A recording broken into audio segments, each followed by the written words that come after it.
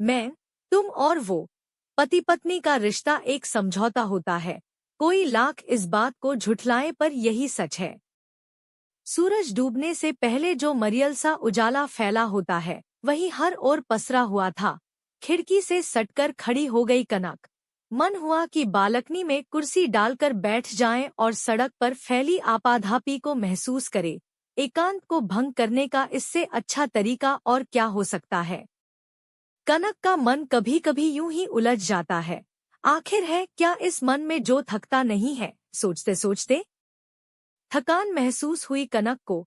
सिरहाने को पीछे लगा पलंग पर पांव पसार कर बैठ गई। यूं ही पलंग के हर हिस्से पर नजर दौड़ने लगी। साथ ही तो रोज सोता है नीलाभ। चादर पर हाथ फिसलने लगे, मानो नीलाभ के शरीर को सहला रहे हों। पति पत्नी के बीच जो रिश्ता होना चाहिए, वह दोनों के बीच भी है। शारीरिक रूप से दोनों एक दूसरे को पूरी तरह तृप्त करते हैं। कनक को शरीर में सिहरन दौड़ती महसूस हुई। नीलाभ का स्पर्श, उसका चुंबन, प्यार करने का ढंग। कनक उत्तेजित होने लगी थी। फोन करे क्या? जल्दी आने को कहें। बहुत बचकाना सा लगेगा। विवाह के 3 वर्षों बाद भी निकटता की इतनी चाह। पर क्या चाह सिर्फ शरीर की होती है? अगर ऐसा होता तो मन क्यों रिक्त रहता कनक का? पति पत्नी की तरह रिश्तों को जीने का अर्थ यह तो नहीं कि आपस में प्रेम भी हो। नीलाभ उसको रिश्तों का इस तरह समीकरण करते देख हमेशा ताज्जुब प्रकट करता है। पति और प्रेम, ये दोनों अलग अलग खानों में रखने वाली चीजें हैं। पति पत्नी का रिश्ता एक समझौता होता है। कोई लाख इस बात को झुठलाए पर यही सच है। हाँ, प्रेम उस सूरत में हो सकता है जब प्रेम होने के बाद उसकी परिणति विवाह में हुई हो। अन्यथा पति पत्नी सारी जिंदगी एक समझौते की तरह बिताते हैं। पर कनक यह सब क्यों सोचने लगी? नीलाभ और वह तो बहुत स्पष्ट सोच रखते हैं। ठीक ही कहता है वह। यह रिश्ता एक ट्रायल बेसिस पर होता है। कभी कभी यह सारी जिंदगी चलता है तो कभी कभी वे एक दूसरे को जल्दी ही स्वीकारने लगते हैं।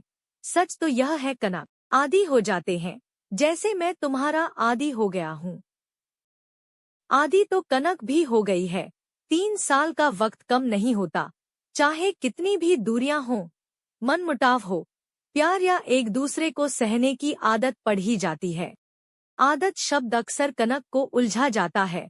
क्या मात्र आदत हो जाने से 2 व्यक्ति साथ एक लंबा अरसा गुजार सकते हैं? कोई तो लगाव या अनकहा भाव उनके बीच अवश्य होगा। वह नीलाभ को पसंद करती है।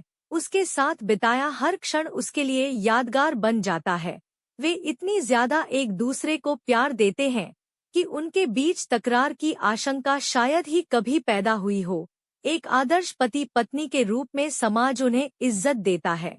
फिर भी न जाने क्यों नीलाभ को लगता है कि वह समझौता कर रही है उसके साथ रहते हुए। नीलाभ और वह अपनी अपनी व्यस्तता में मस्त है और इसलिए अपने बीच एक बच्चे को भी नहीं आने दिया है। उसने कभी यह बात उठाई भी तो नीलाभ हंस पड़ता। ट्रायल पर टिके रिश्तों में क्यों कोई झंझट पालना चाहती हो?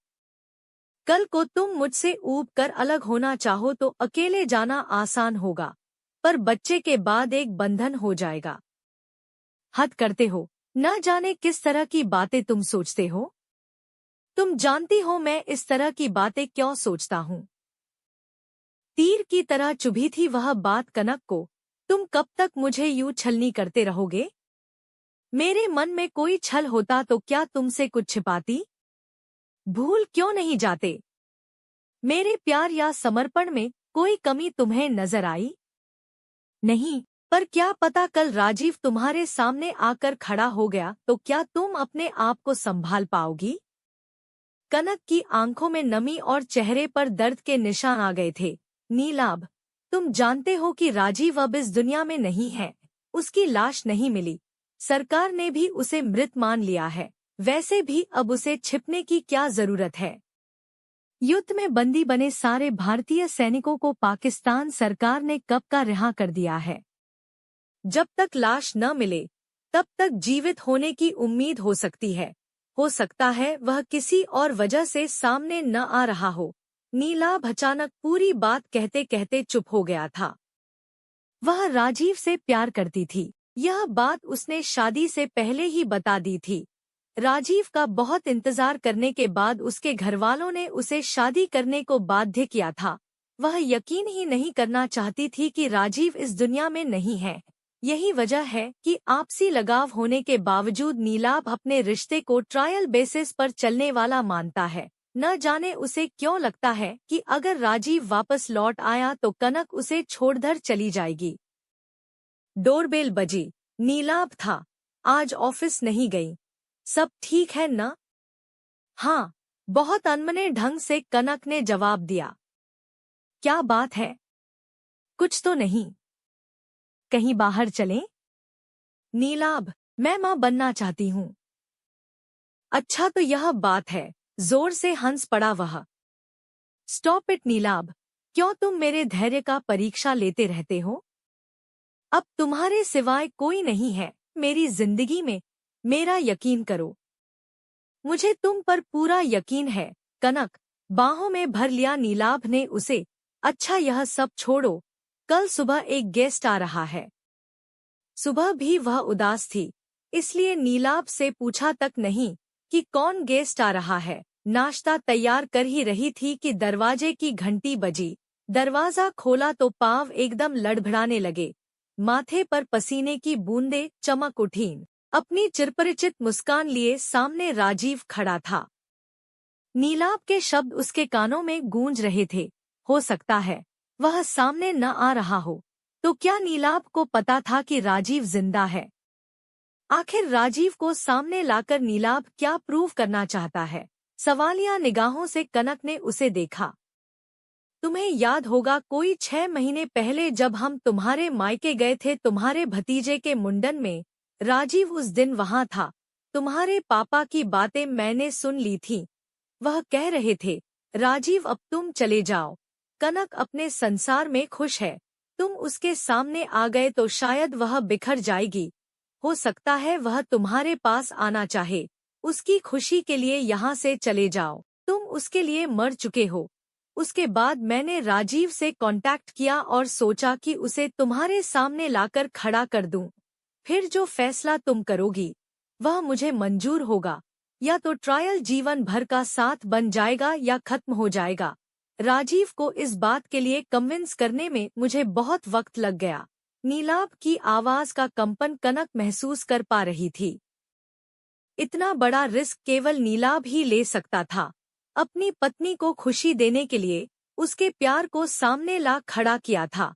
राजीव को देख वह बीते दिनों की ओर लौटी अवश्य थी, पर उसने जब मन को टटोला, अपनी आंखों को बंद किया तो नीलाभ का चेहरा ही नजर आया।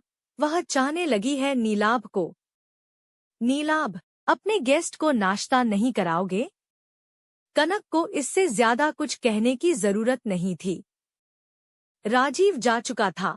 नीलाभ ने कनक को सीने से लगाते हुए कहा, मुझे माफ कर दो कनक, मैं तुम्हें अच्छे से जानता हूँ, पर फिर भी ऐसी भूल कर बैठा। मैं स्वार्थी नहीं कहलाना चाहता था, इसीलिए तुम्हें हर खुशी देने की चाह थी मन में। कुछ मत कहो नीलाभ, तुमसे बंधने के बाद कभी मेरे मन ने कुछ नहीं चाहा था। हालांकि यह समझने में मुझे भी समय लगा, पर अपने प्रेम की स्वीकृति की मोहर जो मैं आज तक नहीं लगा पाई थी, वह आज लगाती हूँ। यकीन मानो मेरे लिए न तो यह विवाह कोई ट्रायल है, न ही कोई समझौता। तुम मुझे अच्छे लगते हो। प्यार अगर किसी को कहते हैं, तो मेरे अंदर वह एहसास जन्म ले चुका है। तुम हो ही इतने अच्छे रंजन, फिर हमारे बीच कोई तीसरा कैसे आ सकता है? हमारा बच्चा भी नहीं। नीलाभ मुस्कराया तो कनक के चेहरे पर शर्म की लालिमा फैल गई।